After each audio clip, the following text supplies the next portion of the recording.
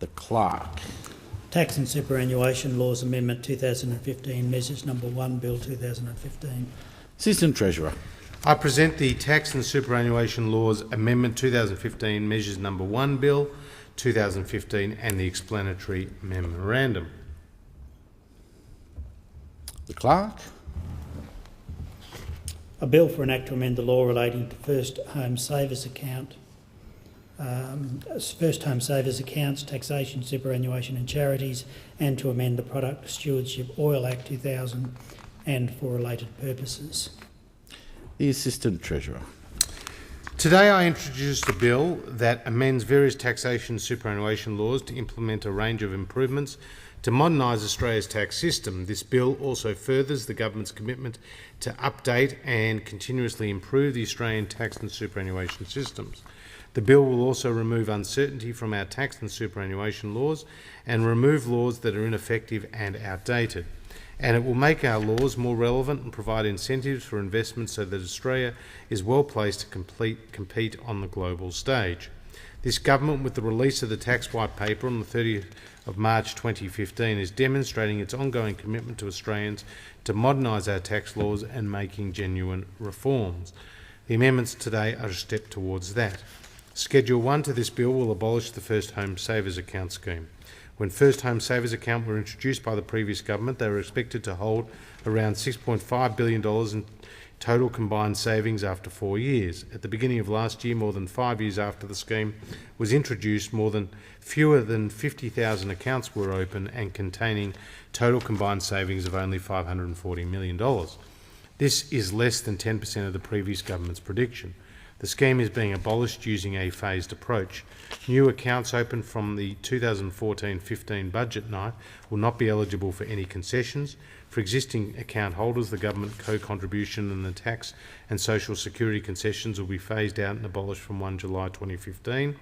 The government recognises that home ownership is an important goal for many Australians. For many, it will be the most significant financial investment they make. We recognise that rising house costs are a concern, especially for young Australians and families.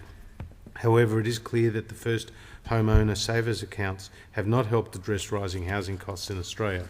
If we are to help young Australian families realise the dream of owning their own home, then we need to address the real issues faced by families looking to enter the property market. The supply of housing is not keeping pace with recent growth in demand. To improve housing supply, regulatory barriers relating to state and local governments, planning, land use and housing infrastructure policies must be removed.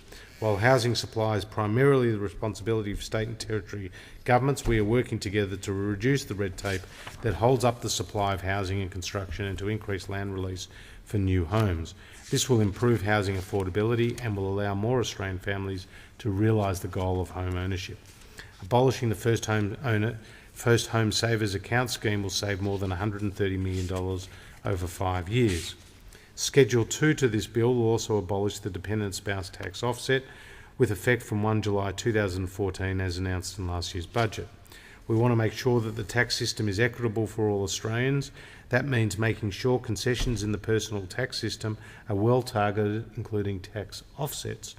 At their core, concessions need to assist the people they're designed to help and provide support where it is most needed.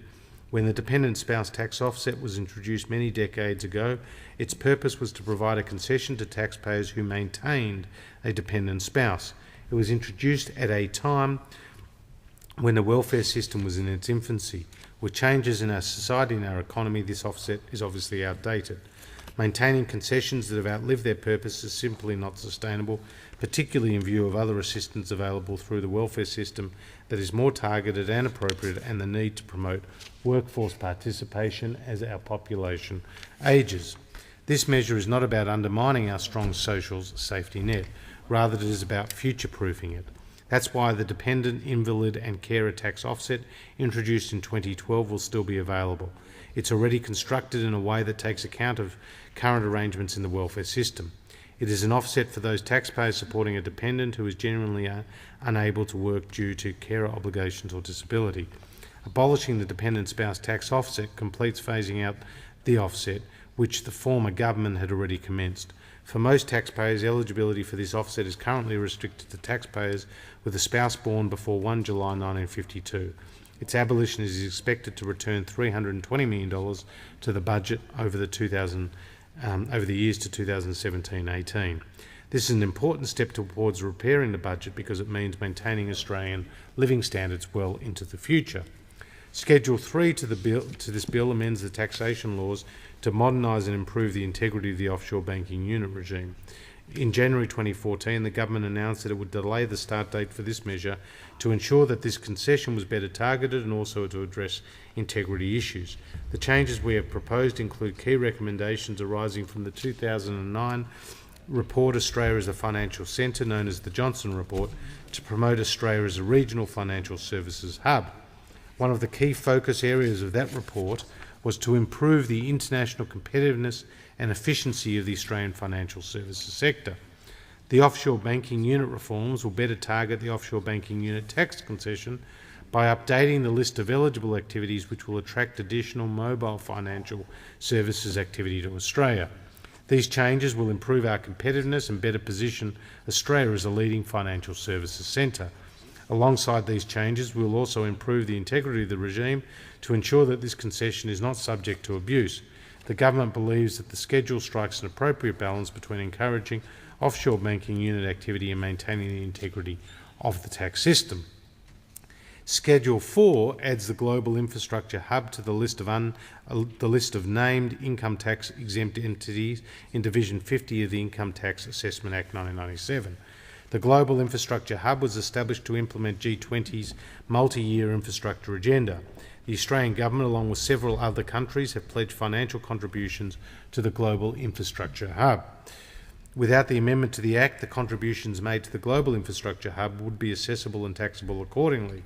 It would be inappropriate for the Australian Government to tax assistance provided by the Hub under an arrangement agreed to as part of Australia's G20 presidency. Schedule 5 extends the specific listings of 2 entities as deductible gift recipients for a further 3 years: the Australian Peacekeeping Memorial Project and the National Boer Memorial Association. Both Australian Peacekeeping Memorial Project and National Boer War Memorial Association have fallen short of their fundraising targets. This extension of their deductible gift recipient status will help these organisations attract public financial support for their activities, as taxpayers can claim an income tax deduction for certain gifts to deductible gift recipients. Schedule 6 makes a number of amendments across the tax and super law to provide certainty for taxpayers. These amendments make sure that the law operates as intended by correcting technical or drafting defects, removing anomalies and addressing unintended outcomes. This furthers the government's commitment to restore simplicity and fairness to the Australian tax system. It also demonstrates the government's commitment to the care and maintenance of the tax law. By clarifying the law and repealing unnecessary provisions, these amendments also further the government's deregulation agenda. A number of amendments relate to issues lodged on the tax issues entry system, a platform for members of the community to raise issues regarding the care and maintenance of the Australian government's tax and superannuation systems.